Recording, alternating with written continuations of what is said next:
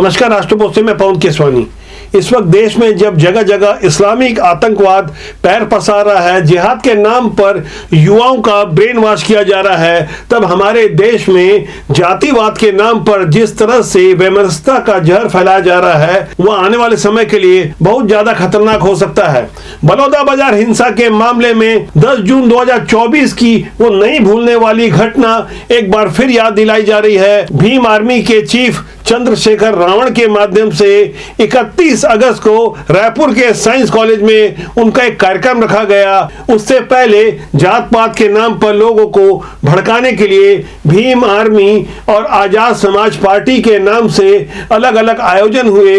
बताया गया कि 15 दिनों तक ये मशक्कत की गई और इसे खाद पानी देने का काम कोई और नहीं बल्कि कांग्रेस की उस विचारधारा ने किया, जिस विचारधारा को लेकर 10 जून को एसपी कलेक्टर कार्यालय में आगजनी की घटना से पहले शामिल हुए थे कांग्रेस के विधायक देवेंद्र यादव, जो इसी दंगा फसाद वाले मामले में इस वक्त जेल में हैं। न्यायालय ने बार बार उनकी जमानत याचिका को खारिज किया है। कुछ अन्य मामले में भी देवेंद्र यादव आरोपी हैं। ऐसे माहौल में कांग्रेस ने उन्हें बिहार का प्रभारी सचिव बनाया है। यहाँ सबसे ज्यादा हैरानी की बात यह है कि देवेंद्र यादव बेहद संगीन मामले में जेल में बंद है। उन्हें गिरफ्तार करने के लिए 2.25 महीने तक सबूत जुटाए गए। ऐसे सबूत जो न्यायालय के सामने प्रस्तुत किए गए, काफी मजबूत साक्ष्यों के बावजूद कांग्रेस मानने को तैयार नहीं है कि देवेंद्र यादव इस मामले में संलिप्त थे, जबकि प्रथम दृष्टया ही वो सबूत पाए गए। जिन हालातों में देवेंद्र यादव वहां गए थे, जिनको अपने साथ लेकर के गए थे और जिस तरह का असलहा मिला, कड़ियों से कड़ियां जिस तरह की जोड़ी गई, उसके बाद देवेंद्र यादव की गिरफ्तारी हुई। और इसी गिरफ्तारी को कांग्रेस आला कमान सबसे बड़ा अवार्ड मान रहा होगा, तभी देवेंद्र यादव को बिहार का प्रभारी सचिव बनाया गया है। ये वही देवेंद्र यादव हैं जिनके विरुद्ध कई अन्य संगीन मामले अलग अलग थानों में दर्ज हैं। देवेंद्र यादव की इस नियुक्ति पर भारतीय जनता पार्टी के उप मुख्यमंत्री अरुण साव की काफी सधी प्रक्रिया आई। उन्होंने कांग्रेस की विचारधारा पर तंज कसते हुए कहा, जेल में बंद आरोपी को कांग्रेस ने अपना पदाधिकारी बनाया है। इस पर छत्तीसगढ़ कांग्रेस के प्रदेश अध्यक्ष दीपक बैज ने कहा है कि देवेंद्र यादव अपराधी है कि नहीं, ये न्यायालय को तय करना है, भारतीय जनता पार्टी तय नहीं करेगी। लेकिन इस नियुक्ति से जुड़ी एक सबसे रोचक बात यह है कि देवेंद्र यादव की इस नियुक्ति से कोई परेशान हो ना हो, भूपेश बघेल की जो प्रतिक्रिया आई है, जिस तरह से उन्होंने सोशल मीडिया एक्स प्लेटफॉर्म पर जो अपनी पोस्ट लिखी है, यदि उसे गौर से पढ़ा जाए तो साफ तौर पर पता चल जाएगा कि किस तरह देवेंद्र यादव का नाम भूपेश बघेल सबसे अंतिम लाइन में लिखते हैं। जैसा कि उनकी पोस्ट में साफ तौर पर लिखा हुआ है कि छत्तीसगढ़ से पुनः सचिव नियुक्त हुए भाई राजेश तिवारी एवं एआईसीसी के नए सचिव नियुक्त हुए भिलाई विधायक देवेंद्र यादव को बधाई। राजनीति की ऐसी मजबूरी जो न कराए वो कम है। भूपेश बघेल को हाशिए पर डालकर जिस तरह से पार्टी आला कमान धीरे धीरे देवेंद्र यादव को महत्व देता जा रहा है, जिस तरह से माहौल तैयार किया जा रहा है, जेल में बंद देवेंद्र यादव के विरुद्ध गंभीर आरोप हैं। अराजकता फैलाने के एसपी कलेक्टर कार्यालय में आगजनी के पीछे साजिश रचने वाले मामले में वो आरोपी हैं। 10 जून की उस घटना के बाद लंबे समय तक भूपेश बघेल चुप रहे, लेकिन जब देवेंद्र यादव की गिरफ्तारी हुई तब उनका एक सधा हुआ बयान आता है। मौजूदा बदले हुए हालात में भूपेश बघेल खुद को कहीं ना कहीं चर्चा में रखना चाहते हैं। बीती 24 अगस्त को जिस तरह से वो सड़क में उतरकर जानबूझकर बजरंगियों से भिड़ गए और जिस तरह के गलत आरोप लगा रहे थे, वो सारे आरोप वीडियो से समझ में आ रहे थे कि यहाँ गलती किसकी है। और उस घटना के बाद जिस तरह से भूपेश बघेल के समर्थक बजरंगियों का अपहरण कर उन्हें थाने ले गए, उस मामले में साफ तौर पर घिरते हुए नजर आ रहा है भूपेश बघेल और उनके समर्थक। भिलाई 3 थाने के बाहर धरना प्रदर्शन बिना अनुमति के देने लगे। उस मामले में 150 से ज्यादा कांग्रेसी नेता और कार्यकर्ता आरोपी बनाए गए हैं। यहां भूपेश बघेल को लग रहा था कि पूरे प्रदेश में इस घटना के बाद हंगामा मच जाएगा, पूरी की पूरी कांग्रेस उनके साथ खड़ी नजर आएगी, लेकिन ऐसा हुआ नहीं। देवेंद्र यादव को बचाने और देवेंद्र यादव के साथ साथ खड़े रहने के लिए जिस तरह की कवायद की जा रही है, जिस तरह के आयोजन किए जा रहे हैं, उससे भूपेश बघेल को साफ तौर पर समझ में आ गया है कि बाजी उनके हाथ से फिसल गई है। इसलिए वो सुर्खियों में बने रहने, आए दिन लगातार कुछ विवादित बयान दे रहे हैं, कुछ पुरानी बातों को रख रहे हैं, जिससे कहीं ना कहीं वो सुर्खियों में बने रहे। पहले दुर्ग के एसपी को उन्होंने गुंडा बता दिया, तब वो चर्चा में रहे। अब वो एक ऐसी घटना का जिक्र कर रहे हैं जो करीब 1 महीना पुरानी है। लंबी चुप्पी के बाद 1 अगस्त को भिलाई के डीपीएस स्कूल में जो हंगामा हुआ था, पेरेंट्स के एक वर्ग ने गंभीर आरोप लगाए थे कि 5 साल की मासूम बच्ची के साथ स्कूल में यौन शोषण हुआ है। इस मामले में दुर्ग के एसपी ने बड़ी जिम्मेदारी के साथ मीडिया के सामने आकर कहा था, बच्ची के पेरेंट्स की ओर से रिपोर्ट नहीं लिखवाई गई है, डॉक्टरी परीक्षण में भी यौन शोषण की पुष्टि नहीं हुई है, यह मामला पूरी तरह से गलत है। लेकिन अब भूपेश बघेल इसी मामले में बता रहे हैं कि यहां पैसों का लेन देन हुआ है। तमाम गंभीर आरोप भूपेश बघेल आज क्यों लगा रहे हैं, इस बारे में हम आगे चर्चा करेंगे। पहले आप भूपेश बघेल का वो बयान सुनिए, साथ ही एसपी और एएसपी के उस बयान को भी सुनिए, जिससे मामला शीशे की तरह साफ नजर आ रहा था। जो मामला है वो कहीं न कहीं लेन देन का, जिसकी जांच होनी चाहिए। जो इस पे ये प्रचारित किया जा रहा है कि उसके साथ दुष्कर्म हुआ, वो घटना प्रथम दृष्टया नहीं हुई है, प्रूव नहीं हुई है, और किसी भी तरीके से उस पे जांच करने पे हमने उसको असत्य पाया है।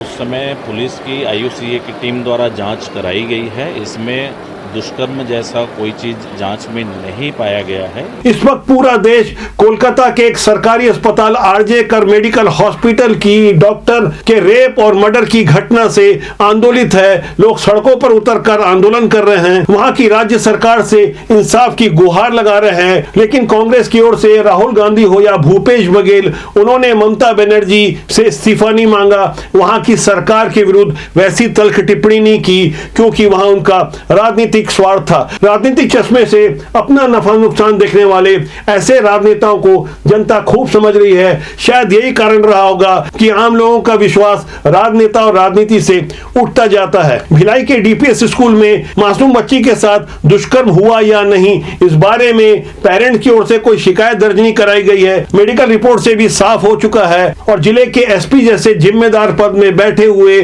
जितेंद्र शुक्ला का जो बयान आया है, उससे भी तस्वीर एकदम साफ हो गई है। बावजूद इसके करीब 1 महीने तक इंतजार करने के बाद भूपेश बघेल ने जिस टाइमिंग में यह मुद्दा उठाया है, हो सकता है उनके राजनीतिक फायदे के लिए, सुर्खियां बटोरने के लिए यह मुद्दा उन्हें सूट कर रहा हो। लेकिन जागरूक जनता को सोचना चाहिए कि हमारे नेता किस हद तक नीचे जाकर मासूम बच्ची के दुष्कर्म वाले मामले को भी राजनीतिक स्वार्थ देखते हैं। ऐसा एक अलग विमर्श सरकारी नौकरियों से जुड़ा हुआ है, जो छत्तीसगढ़ में लाखों युवा तैयारी कर रहे हैं, सरकारी नौकरी में भर्तियों का इंतजार कर रहे हैं। इसे लेकर छत्तीसगढ़ में लगातार खूब राजनीति हुई। विधानसभा चुनाव से पहले ढेर सारे विज्ञापन निकाले गए, बजट की कोई चिंता नहीं थी, घोषणा करने में क्या जाता है, आखिर घोषणा कर भी दी गई, लेकिन उसका भी फायदा पूर्ववर्ती सरकार को नहीं हुआ। इसलिए मौजूदा सरकार, जो भारतीय जनता पार्टी की सरकार है विष्णुदेव साय की, उनसे बहुत ज्यादा अपेक्षाएं हैं, उम्मीदें हैं। खासकर 57,000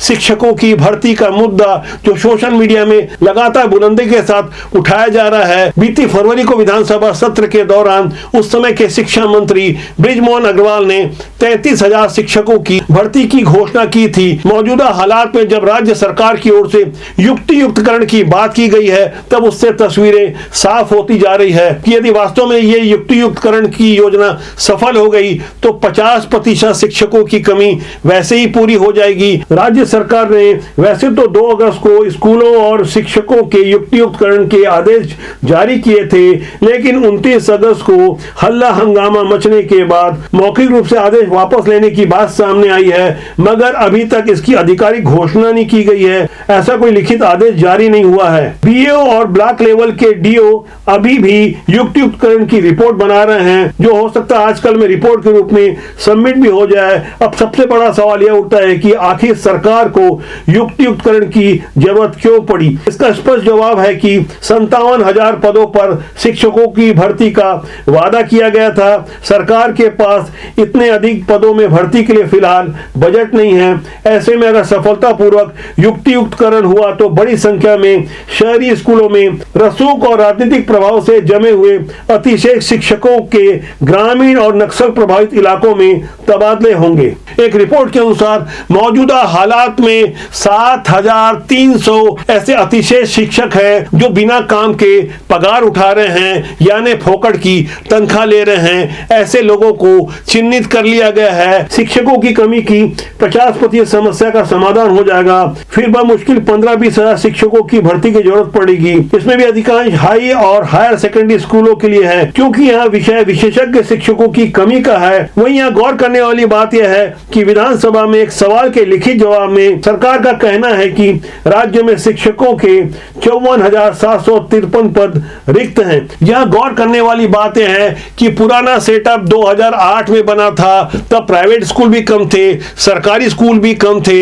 इसलिए आवश्यकता इस बात की है कि छत्तीसगढ़ के स्कूली बच्चों के भविष्य के लिए पुराने सेटअप को रिवाइज किया जाए। यही पूरा मामला अटका हुआ है। बच्चों के भविष्य से जुड़ा हुआ यह विषय है। साथ ही शिक्षित बेरोजगार जो कि सरकारी पदों में भर्ती की बाढ़ जो रहे हैं, बरसों से मेहनत कर रहे हैं, यदि उनके लिए विधानसभा में कोई घोषणा जिम्मेदारी के साथ खुद मंत्री द्वारा की गई हो तो जाहिर तौर पर उनकी तैयारी का स्तर काफी व्यापक हो जाता है। लोकसभा चुनाव आचार संहिता समाप्त होने का इंतजार किया जा रहा था, लेकिन बदले हुए हालात में, बदली हुई परिस्थिति में इसी सच्चाई को स्वीकार करना होगा। हो सकता है ये व्यवहारिक ज्ञान बहुत सारे लोगों को पसंद ना आए। लोग सिद्धांतों की बात करते हैं, व्यवहारिक पक्ष में बहुत ज्यादा ध्यान नहीं दिया जाता। बावजूद इसके हमारी जिम्मेदारी है कि देश जिस हालात में चल रहा है, जिस तरह से लोगों को बांटने की कोशिश की जा रही है, राजनीतिक स्वार्थ के लिए जात पात के नारों को बुलंदी दी जा रही है, ऐसे माहौल में भी भारत के अलग अलग कोनों से एक आवाज उठ रही है जिसे आपको गौर से सुनना चाहिए।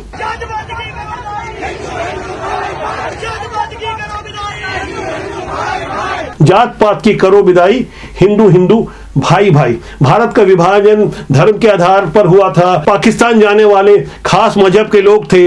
जब शर्त यही रखी गई थी, संविधान के पहले पन्ने पर जब राम दरबार की तस्वीर छापी गई थी, तब अघोषित रूप से भारत हिंदू राष्ट्र माना गया था। बावजूद इसके भारत को धर्मनिरपेक्ष घोषित किया गया। ऐसे हालात में हमें समझना होगा कि आखिर जात पात की लड़ाई करवा कर क्या भारत का या हमारे समाज का भला होगा। और ऐसे लोग जो अपना भला देखना चाहते हैं, राजनीतिक स्वार्थ देखना चाहते हैं, उनसे हमें सावधान रहना होगा। इसीलिए हम इस बात को बुलंदी के साथ कहते हैं कि राजनीति बुरी नहीं होती, उसमें काम करने वाले लोग अच्छे या बुरे होते हैं। अच्छे लोगों को राजनीति में आना चाहिए। तो आज के लिए इतना ही। मेरा आपसे आग्रह, चैनल को देखें, लाइक करें, शेयर करें, सब्सक्राइब करें, कमेंट सेक्शन में जाकर अपनी राय जरूर दें, जिससे आपको और हमारा नाता लंबे समय तक मजबूती से बना रहे। नमस्कार।